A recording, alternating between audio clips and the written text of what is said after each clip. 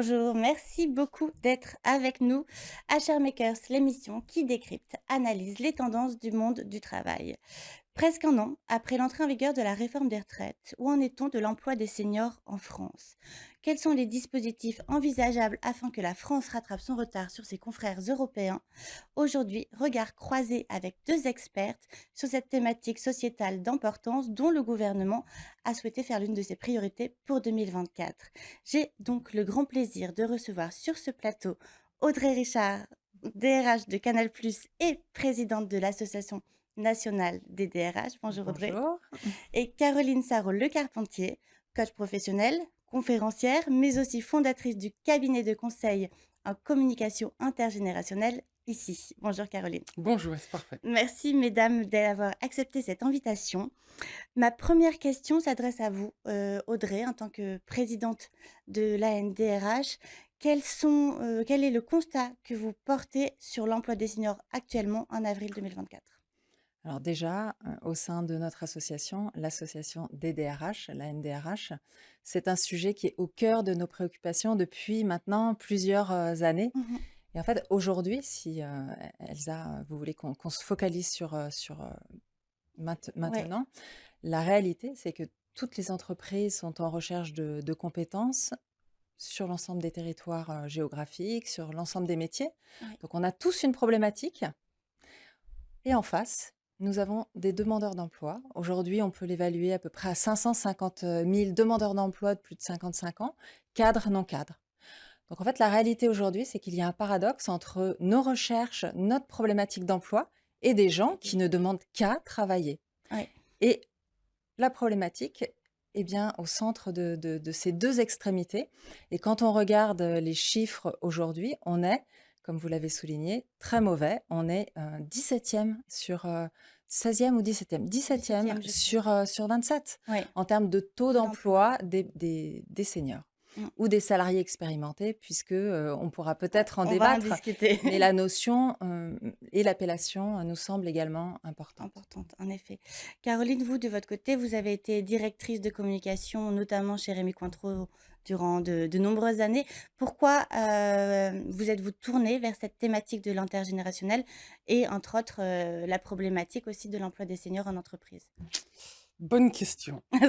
Le groupe Rémy Cointreau a la particularité d'un groupe familial. Mmh. Dans un groupe familial, il y a une forte notion de transmission et d'anticipation de l'avenir. Et j'ai eu la chance d'accompagner le départ à la retraite de la maître de chai, qui était la personne la plus importante dans le groupe, celle qui conçoit, qui fabrique les produits, Mmh. de la même manière que ceux qui l'ont conçu en 1874. Tout à fait. Et quand elle est partie à la retraite, elle a dû léguer son héritage à celui qui allait prendre la suite. Il Ouais, avait 30 ans. ouais. Et donc j'ai touché du doigt dans ce transfert de compétences et de capital matériel et immatériel, la puissance de la diversité générationnelle et du regard croisé. Mmh mh. Parce qu'ensemble, ils ont été capables de préparer la suite, préparer l'avenir. C'était pas une transmission simplement descendante, où regarde comment je fais et tu vas faire de la même chose, mais Tout à fait. regarde l'héritage que j'ai, que je t'offre, regarde ce qui m'anime, ce qui m'inspire, et toi, va chercher ce qui va t'inspirer demain pour refaire comme j'ai fait, comme les autres ont fait avant moi, mais à leur manière. Le plus important, c'est qu'est-ce que sera ça, toi, ta manière de le faire. Et voilà, et ça a été, voilà, j'ai été dans un flow total, et je me suis dit, je veux refaire ça toute ma vie, et voilà. Et à force de me former dans tous les sens, etc., voilà, j'ai trouvé cet angle-là, qui était comment transformer la diversité intergénérationnelle d'un groupe en un levier de puissance, de compétences, de développement de savoir, et cetera. Mmh. Et il y a un besoin. Ah ben, voilà. Complètement. Il y a un besoin et justement, le paradoxe est que cette, transmission, mais qui est une transmission, pas justement ascendante, c'est un double regard entre le Ouais. senior et une personne, plus jeune, heu, semble avoir été un petit peu perdue. Quels sont les biais de discrimination qui existent actuellement pour que l'on se soit retrouvé dans cette situation où l'on sait qu'à partir d'un certain âge, on sort de l'emploi, les personnes expérimentées, où Mmh. on les met au placard? On a un petit peu découvert tout ça avec, la réforme des retraites où, vu qu'on doit travailler un petit peu plus longtemps, ce ne sera plus possible de continuer ainsi. Qu'est-ce qui a été perdu? Pourquoi est-ce que, alors qu'on a avancé sur des thématiques comme le handicap, la Ouais. parité au sein des entreprises, l'agisme a été un petit peu passé sous silence, en Ouais. France. Si Audrey est d'accord, je voudrais juste mettre une précaution, Oui, qui est de faire la distinction vraiment entre la France et d'autres pays. oui. D'autres pays asiatiques, pays africains ou d'autres pays Mmh. dans lesquels la relation à l'aîné, à l'âge, Pas est du un tout peu la même. différente. Mmh. Il y a cette citation africaine qui dit: quand un vieux meurt, c'est toute une bibliothèque qui disparaît». Donc il y a une notion de reconnaissance qu'il y a. Au Japon, il y a une fête, par exemple, qui a lieu le 2e lundi, de septembre, tous les ans depuis 69, où on célèbre, c'est une fête qui s'appelle le Keri-no-shi, où on célèbre les personnes âgées. Mais Mmh. elles sont célébrées. C'est-à-dire que c'est une fête fériée. Mmh. Donc les écoles se ferment et vont rendre hommage à des anciens professeurs. Dans les familles, on va voir ses grands-parents. Dans les villes, on va célébrer les citoyens qui ont participé à la conception, à l'élaboration de la ville, etc. En France, on a la Pentecôte et en France, on vient en aide. Oui, Donc il y a d'un côté, on aide, de l'autre côté, on on valorise. célèbre, ouais, D'accord? ouais, Donc il y a cette petite notion qui est très culturelle en France. ouais. Passer ce truc-là, il y a des biais, oui, et je voudrais compléter. Moi, où tu veux commencer? Non, non, vas-y, vas-y, vas-y. Il y a les biais, bah, le biais culturel fort et les biais de généralité aussi, enfin les biais de Ouais, généralisation. bien sûr. On va avoir tendance à mettre la toute une groupe de personnes, de plus d'eux ou de moins d'eux, parce que ça touche aussi l'agisme dont tu parles, touche Bien aussi sûr, les jeunes. bien sûr. D'ailleurs, c'est les populations les plus fragiles dans l'entreprise. Ouais. Aux jeunes, on Aux dit je qu'ils ne savent pas encore, donc attends un peu. Et aux plus vieux, on va leur dire: «Oui, mais vous savez plus. Oui. C'est dépassé». Donc tu as 2 populations complètement fragiles et l'un et l'autre se regardent en chien de faïence en se disant: «Mais à moi la place maintenant». On va y venir, mais le Vas-y. gouvernement a travaillé justement sur l'emploi des Des jeunes jeunes. et peut-être, Exactement. Mais juste pour compléter oui. sur les biais, c'est du coup pour cette raison-là qu'en entreprise, les équipes RH vont former tout le collectif pour justement casser ces biais Mmh. et voilà, avoir une autre approche, une autre vision de l'intergénérationnel. Donc le champ culturel est vraiment très important. Et après, on reboucle sur l'emploi au sens large. Mmh. Le gouvernement a été confronté à cette problématique à un moment donné. On était au début du Covid sur cette même problématique autour des jeunes. Mmh. Oui. Et l'ensemble du corps professionnel s'est mobilisé pour aller recruter, aider nos jeunes. Et donc, le gouvernement avait lancé à ce moment-là un programme Un jeune, une solution, qui a extrêmement bien marché. Aujourd'hui, les jeunes en apprentissage, voilà, Ouais, c'est ça a c'est plus le décollé. sujet et toutes les entreprises, toutes les familles sont habituées à cela. Aujourd'hui, tout le monde a contribué. Et donc, en parallèle, la NDRH s'est dit, en travaillant sur ce sujet, qu'on pouvait peut-être trouver un parallèle Mmh. avec un salarié expérimenté, une Mmh. solution. Mais dans le package Un jeune, une solution, il y avait tout un tas d'aides qui l'État contribuait à ces recrutements de jeunes. Côté NDRH, sur le plan un salarié expérimenté, une solution, on va pas sur les aides. On essaye de trouver des idées pour aller sur du recrutement de seniors sans aide particulière, Mmh. Alors peut-être qu'on peut déjà en aide parler. financière en tout cas. Ouais, parler déjà de votre choix de ne plus utiliser le terme senior, mais salarié expérimenté. Heu, Comment avez-vous pris cette décision et qu'est-ce que ça change justement sur les billets peut-être que l'on Oui, peut la première fois qu'on entend senior, c'est à 45 ans. Et ouais. donc, c'est quand même, mais tellement illogique. Et donc, on a été vers la notion de salarié expérimenté, mais on n'a pas été les seuls Mmh. là-dessus. C'est juste une histoire de terminologie. Ouais. Mais de représentation, parce que les Tout mots ont à les fait. mots ont du sens Voilà, et les ouais, mots ont ouais. du poids. Mmh. Donc senior, ça veut enfin, on bascule. En fait, tu vois, vous voyez Elsa, j'ai l'impression, moi, c'est une montagne. Ouais. D'accord. On grimpe, voilà, et on grimpe depuis qu'on est né, depuis tout petit. Vous imaginez tout ce qu'on a fait depuis 40 ans quand même, hein. Et puis à 50 ans, il y a une espèce de barrière. Donc soit on est exécutif, on continue, Ouais, soit on ouais, n'est pas ouais. exécutif et on chute. Et on chute. Ça, c'est dans la représentation populaire. Mmh. C'est vrai. Et c'est très dur quand vous êtes jeune, quand vous arrivez dans une entreprise, parce que l'entreprise va utiliser de temps en temps, pas toutes les entreprises, des occasions de plans de réorganisation ou de déménagement pour suggérer aux plus âgés de quitter l'entreprise. Mmh mh. Sur le fond, pourquoi pas? Enfin, je veux dire, pourquoi pas? Peut-être qu'il y en a certains qui veulent partir. Ce qui m'attriste, c'est qu'il n'y a aucun transfert de compétences qui est fait dans ces moments charnières. Et que ces nouvelles générations qui sont dans l'entreprise se retrouvent à un moment comme un peu orphelins, dépossédés d'une culture d'entreprise. C'est-à-dire, où sont ceux qui tenaient, qui connaissaient, qui savaient? Ils sont plus là. Et donc, on parle de désengagement des jeunes générations. Il y en a, je regardais, 47%, 46% des jeunes quittent leur job au bout d'un an. Et pourquoi? Enfin, posons-nous la question. Je pense qu'il y a ce truc de à quoi je suis relié? Pourquoi je resterai là? C'est quoi cette culture? C'est quoi ce noyau dur auquel j'appartiens? Mais s'il n'est pas entretenu par des personnes qui sont là depuis longtemps, Oui. et surtout qui les incluent, et on revient sur l'intergénérationnel. Comment est-ce qu'on fait pour créer ce dialogue? Pour me sentir accueilli, intéressé, Ouais. écouté, Oui. reconnu? Parce que je ne sais pas encore que je n'ai rien à apporter. Et c'est bien cette complémentarité dont vous parlez à la DNDRH aussi. C'est Ouais. bien cette complémentarité qui peut générer de l'énergie, générer de l'innovation, Mmh. générer de la Et créativité. il y a une enquête très intéressante qui avait été réalisée par Alternego en 2022 ou début Mmh. 2023 sur justement l'engagement des seniors. Ouais. 10 000 personnes ont été interrogées et ce qu'on a vu à travers cette enquête, ça a cassé beaucoup d'idées reçues. On a vu des seniors, un collectif de seniors très très engagés, Mmh. avec moins de contraintes puisque les enfants Oui. sont plus grands Oui. et avec une énergie dévorante. Donc, je vous invite à Ouais. regarder cette étude. Ouais. Voilà. Après, aujourd'hui, on est là pour lutter contre les stéréotypes, pour proposer un certain nombre d'actions qui vont Justement. permettre d'aller vers l'emploi. Parce que si on regarde factuellement les chiffres, on est mauvais.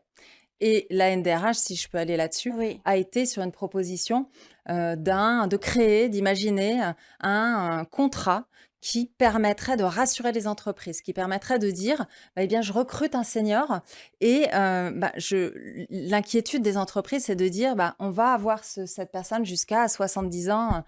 Et donc, on a imaginé un contrat qui s'arrêterait au moment où la personne a son taux plein, Plein. qui commencerait peut-être vers 57 ans et qui s'arrêterait de façon naturelle. Et là, c'est pareil. Ce contrat qu'on a appelé CDI senior, Oui. CDI salarié expérimenté, peu importe. Mais en tout cas, donc, l'ambition est d'avoir un vecteur juridique qui nous permet de proposer ça aux entreprises sans aide financière, je le reprécise, de la part de l'État. Donc, juste un vecteur législatif. Et ce sujet est en pleine négociation Aujourd'hui en même. ce moment, aujourd'hui même, Oui. entre le patronat et les partenaires sociaux. Oui. J'espère qu'il aboutira parce que côté NDRH, on y croit très, très fort. Oui, c'est le contrat, alors qui s'appelle plus CDI senior, mais contrat de valorisation de l'expérience. Voilà. Voilà.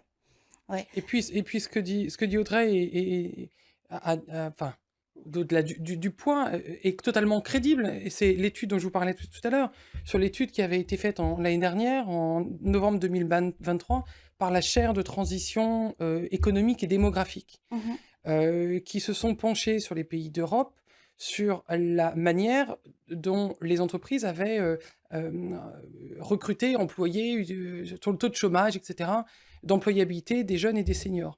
Ils se sont rendus compte que, contrairement à une idée populaire qui voudrait que quand on sort un senior, on peut embaucher un jeune par effet de Ça vase nous coûte moins communicant, cher. et ça coûte moins cher, mais en fait, vase communicant, j'en sors un. Sur une équation normale, ça tient. Mais dans le monde du travail, ça ne tient pas parce que la quantité de travail est extensible. D'accord? Donc la potentialité d'une entreprise à grossir est variable. Et ils ont montré qu'il n'y avait pas de corrélation entre je sors un, j'embauche un. Mais bien au contraire, un effet de corrélation entre je garde mes seniors et j'emploie encore plus de jeunes. Parce que comme ils le disent, l'emploi des seniors favorise celui des jeunes. Le capital d'expérience des seniors accompagne le capital d'innovation des jeunes, créant une synergie de talents. Donc en fait, c'est le 1 + 1 = 3. L'entreprise, en gardant ses plus âgés et en les mettant en combinaison avec ses plus jeunes, crée quelque chose qui n'existe pas encore. Et donc, elle crée de la valeur. Ouais. Et c'est là où c'est démontré dans le reste des slides, une augmentation de la performance de l'entreprise et par effet de conséquence, augmentation du PIB par pays. C'est ce qu'ils ont démontré en Allemagne et en Suède sur 25 années. Donc je pense que c'est ce qu'ils sont en train de regarder pour appuyer ces décisions et ces recommandations de la NDRH. Ouais. Justement, concernant les dispositifs que l'on peut mettre en place, donc on avait parlé du compte épargne-temps, d'un contrat, donc maintenant qui Oui. s'appelle de valorisation de l'expérience. Il y avait aussi l'index, Oui, senior qui avait longtemps été, d'ailleurs oui. proposé par la NDRH bien avant, la Oui, oui, réforme c'est des ça. On a proposé, ce dispositif, dès 2019, parce que la problématique, était là. On essayait de trouver des idées, et l'index senior, alors je le rappelle, notre idée était d'avoir un indicateur pour donner de l'information de l'intérieur de ce qui se passait de l'intérieur de l'entreprise. Donc, avec, par exemple, un taux de forma un nombre de personnes, expérimentées, donner de la visibilité sur ce qu'on fait dans l'entreprise au niveau de la formation, sur l'évolution Mmh. professionnelle, les promotions, et l'ambition, c'était de donner de la visibilité, et je le précise, non punitif. Ce qu'on a mis sur la table, c'est une proposition d'index senior non punitif. Ça a été repris après par le gouvernement avec cette notion de, Mmh. taxe derrière, si. Voilà. Donc on a réinsisté sur le sujet parce que finalement, en entreprise, et on est dans l'entreprise, Mmh. donc il nous semblait que cette information, publiée ou publique, pouvait avoir un impact sur, Mmh. des jeunes, lorsqu'ils vont, se renseigner sur une entreprise, des jeunes ou des moins jeunes, Mmh. d'ailleurs, mais en tout cas sur l'impact social, sociétal de l'entreprise. Voilà. Donc, certaines, finalement, même si, à ce stade, peut-être ça arrivera, hein, mais à ce stade, il n'existe pas, mais certaines entreprises ont commencé à travailler le sujet. Très bien.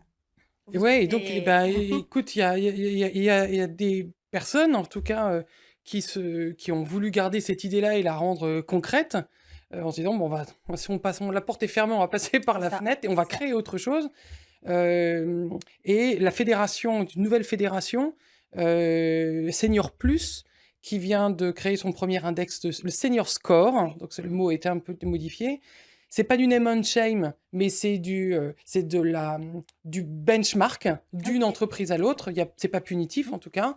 Il y a 6 secteurs, dont l'intergénérationnel, et il y a 42 éléments notés. Donc, on va chercher dans les rapports annuels, on va regarder sur les résultats RSE, on va regarder sur les taux d'emploi, les taux de formation, on va regarder sur les évolutions, l'onboarding, offboarding, on regarde tout ça et on donne une note. Comme c'est un travail terriblement laborieux, de petites mains, pour l'instant a été regarder le périmètre financier du CAC 40, et déjà les entreprises commencent à appeler parce qu'on n'aime pas avoir une note C quand on peut aller A. Donc les entreprises maintenant sont OK. contentes de participer, d'ouvrir leur dossier et de dire bah, venez piocher chez moi et regardez si ma note peut augmenter. Donc, donc Mmh. au-delà donc tu as un baromètre avec un certain Ouais. nombre de points. Donc tu vois surtout où est-ce que tu peux t'améliorer. Tu vois surtout que c'est quoi la note A? Le A, bah, ça veut benchmark. dire qu'est-ce que je dois mettre en termes de formation, de mentoring inversé, voilà, tout ça. Donc un projet qui, à mon avis, n'est qu'au démarrage, est une aventure qui démarre. Mais ce qui est intéressant, c'est qu'on voit que certaines parties de la population, elles souhaitent vraiment Ah d'évoluer. oui, beaucoup. Donc, ça, je trouve que c'est Oui intéressant. et On se met à plusieurs pour essayer de faire évoluer Oui, c'est ça. Oui, c'est une la coalition. culture, parce qu'on voit bien qu'il y a une problématique. Et puis en fait, et tu sais ce que je me suis rendu compte, en fait, bon, c'est pas très poétiquement correct ce que je vais dire. C'est un peu comme la maladie. Tant que tu n'as pas été senior, tant que tu n'as pas été confronté à cette ostracisation potentielle, tu ne te rends pas compte de ce qui se passe. Tu ne te rends pas compte. Et bah, donc, ça veut dire que c'est ce que ça voudrait dire qu'on ne pourrait pas compter sur tous les gens qui ne sont pas encore seniors, parce qu'ils n'ont pas réalisé. Mmh. C'est un peu la bataille, c'est peut-être la raison pour laquelle on ne bouge pas suffisamment, c'est que tant que tu n'as pas touché du doigt le gouvernement, tant que tu n'as pas été en difficulté à être confronté à ben non, j'ai un bagage extraordinaire, mais désolé, vous êtes trop âgé, mais j'ai 51 ans. Ouais, mais on va préférer quand même quelqu'un de plus jeune. qui est probablement brillant. Enfin, je veux dire, on va pas opposer les plus vieux comme étant meilleurs que les plus jeunes. Des jeunes sont brillants. Ils Oui. coûtent certainement en plus un peu moins cher et ils sont brillants. Donc, mais il faut juste, chez Volvo, en Suède, ils ont installé un Edge Council Diversity qui Ouais. vise à garantir l'équité de chaque personne, quel que soit son âge, dans n'importe quelle fonction. Que ce soit une fonction transverse dans l'entreprise quand je bouge ou quand je recrute de l'extérieur. Dire que tu sois jeune ou que tu sois plus âgé, tu as autant de chances. On regarde tes compétences et ta motivation. Basta. Parce que quand on dit 50-50 est trop vieux, on est dans ce que vous abordiez tout à l'heure, les stéréotypes. Les stéréotypes. C'est que ma croyance me dit non, non, non, j'ai connu quelqu'un qui était trop vieux, ça s'est mal passé, donc hop, tout le monde dans le même bateau. Mhm. Oui, bah, il y aurait sans doute une réflexion à avoir sur, de façon globale, le droit à la reconversion et les moyens dont on dispose. Et on revient sur la formation dont C'est- on aurait parlé tout à l'heure. C'est ça, je peux Mm. peut-être Bien rajouter sûr. un point sur la formation. Le principe de dire il est important de se former tout au long de sa carrière, clairement, Mm. faut l'avoir en tête, dès le plus jeune Ah, mais âge, tout le temps. mais particulièrement aussi Ouais. lorsqu'on avance en âge. Et ça, c'est vraiment quelque chose qu'il faut retenir. Et justement, dans les propositions de la NDRH, on a été jusqu'à se dire peut-être qu'il faut doubler le CPF à partir de 50, 52, 55 ans pour justement avoir une capacité de se former un peu plus importante. Donc ça, c'est encore une proposition du collectif ANDRH. Mhm. À ceci, et on en vient tranquillement à la co-responsabilité, Oui. à ceci près qu'il faut aussi que la personne expérimentée soit en désir d'apprentissage C'est sûr. et comprenne le bénéfice pour elle et pour le collectif à se développer. Il y a beaucoup de formations obligatoires dans les entreprises. C'est obligatoire pour tout le monde, parce que Mhm. c'est la culture, parce que c'est les... Voilà, là, on ne parle pas de ça. Ouais. Ouais, exactement. Donc ça, on exclut cette On partie-là. exclut, oui, bien Là, on sûr. exclut vraiment l'acquisition de compétences complémentaires pour continuer à surfer sur la vague, pour qu'on puisse continuer à être juste... les téléphones, on les met bien à jour. Enfin, je veux dire, pourquoi on ne se mettrait pas à jour soi-même? C'est juste une question... enfin, Ouais. De l'adaptation, c'est de juste une compétences adaptation aussi. permanente. Maintien dans l'emploi, etc. Ouais. quoi. Mais alors, justement, à qui la faute Co-responsabilité, j'ai bien dit. Ouais. co-responsabilité? Pour vous aussi, Audrey, ouais. Là, c'est pareil, c'est une notion qu'on a avancée il y a longtemps maintenant. Certaines organisations syndicales prennent ce chemin-là également, et je trouve que c'est vraiment très, très intéressant parce que, en effet, c'est de la responsabilité de tous, du salarié expérimenté, de l'entreprise, mais on en a parlé tout au long de cet échange, de la responsabilité globale de l'entreprise, de la société, du gouvernement, des partenaires sociaux, de l'éducation, etc. C'est un ensemble. On n'a pas cité le médecin du travail, l'équipe médicale qui Oui, accompagne. On pourrait la citer Certains- parce que les problématiques autour de Ouais. la santé, autour des métiers pénibles, plusieurs parce professionnels. qu'on ne gère pas une carrière de salarié de la même façon s'il est sur un métier pénible. Donc c'est un sujet collectif, c'est une responsabilité sociétale. Moi, je vais jusque-là. Ah, complètement. Mais oui, sur la responsabilité partagée, comme sur d'autres sujets. Mais sur le sujet des seniors, ça me semble être important. Parce que en fait, c'est une croyance. La plupart, ça venait aussi de l'étude de la chaire de TDTE. Sur certains, ils disent non, mais enfin, ça vaut pas la peine. C'est pas nécessaire. De toute façon, ça se termine dans quelques années. Mais non, c'est pas terminé. Ce n'est pas terminé. Pas du tout. Quand vous avez 45 ans, il vous reste le même temps à faire après. Bien sûr. Et je veux dire, avec la retraite, enfin, tout ce qui est proposé par le gouvernement, la retraite aménagée, vous pouvez travailler à côté, mais encore faut-il avoir eu cette mise à jour. Cette mise Enfin, à jour, je veux oui. dire, il est important tout le temps de se former. C'est extrêmement grisant pour l'esprit. C'est l'occasion de rencontrer d'autres personnes, de se rendre compte que notre cerveau est extrêmement malléable et en capacité à apprendre, quel que soit son âge, la science le démontre. Et puis, il en va de la performance de la personne et de sa performance dans l'entreprise. Et j'aimerais aussi rajouter un mot. Bon, ça sort un peu du sujet là tout d'un coup, mais je me dis que c'était important. Allez-y. Le mécénat de compétences. Oui, ça sort Ah, pas, bah, c'est dedans. Ouais. Le mécénat de compétences est très intéressant. Ce que je remarque, c'est que dans la plupart des entreprises, c'est réservé aux plus âgés. Mmh. L'occasion pour l'entreprise de cachez-moi ce sein que je ne veux pas voir, Oui, sortez-les-moi et mettez-les-moi dans des associations. ouais. Donc, il n'y a pas de transfert de compétences à l'intérieur de l'entreprise, il y a des transferts de compétences dans des assos. Très bien, très bien. Mais le mécénat de compétences, savez-vous qu'il est aussi offert aux jeunes? Dès que vous rentrez dans l'entreprise, dès que vous êtes salarié, vous pouvez en profiter. Ouais. Donc, ça encore, c'est des choses où on a peu à peu eu l'impression que c'était des étiquettes réservées à, alors que pas du tout. D'accord? Et il faut garder ces seniors, il faut les updater, il faut qu'ils soient moteurs. Ouais. Un dernier mot pour conclure, puisqu'il va falloir qu'on rende l'antenne. Si nous n'arrivons pas à trouver une solution, une réflexion commune, quels sont les risques pour vous, demain? Moi, je préfère, switcher dans l'autre sens, hein, Allez, on dans va quel trouver non, non, moi, je veux même pas répondre à la question.